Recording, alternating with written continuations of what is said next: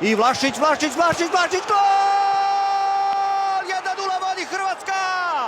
Maršal nemoćan, Hrvatska vodi. Vlašić, 1:0. I evo prvu šansu na utakmicu koristi Hrvatska. Vlašić i gol! 17. minut! 1:0 vodi reprezentacija Hrvatske. Eto kako su pametno odigrali u posljednjih nekoliko minuta i dolaze u vodstvo. Strelac Vlašić. McGregor, opasna situacija i to je 1:1.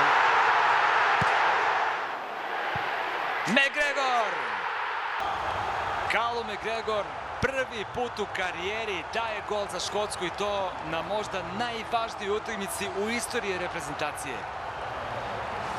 Adams, odbijena lopta, prilika je to 1:1, McGregor je strelac, 42. minut. I Kovačić daje za Modrića, Modrić, gol! Luka Modrić, 2:1 za hrvatsku reprezentaciju. Kakav udarac Luke Modrića, kakav golčina kapetana.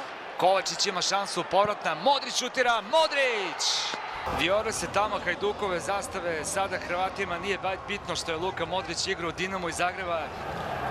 Uvek se kaže da veliki igrači onda kada je najvažnije pokažu šta znaju i Luka Modrić prosto potpuno se uklapa u taj šablon igrača. Modrić, gol! Kakav gol Luke Modrića, vanjskim 62. minut, Hrvatska vodi sa 2:1, bravo vele majstore.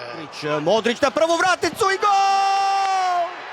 Pogodak Perišić, 3:1 vodi hrvatska reprezentacija, 77. minuta. Dobra lopta, 3:1. Neverovatni Ivan Perišić. Kakvo je to blago za hrvatsku reprezentaciju, iz kojih situacija on daje gol. Dobro ubacivanje i gol, Perišić! A to je taj fudbalski majstor, nema šta. I kraj, Hrvatska je u osmini finala. Hrvatska kao drugoplasirana momčad naše skupine ide dalje. I to bi bilo to. Fernando Rapellini svira kraj meča, dakle Hrvatska ide dalje. Ovoga trenutka kraj utakmice, bravo za ovog fudbalskog genija.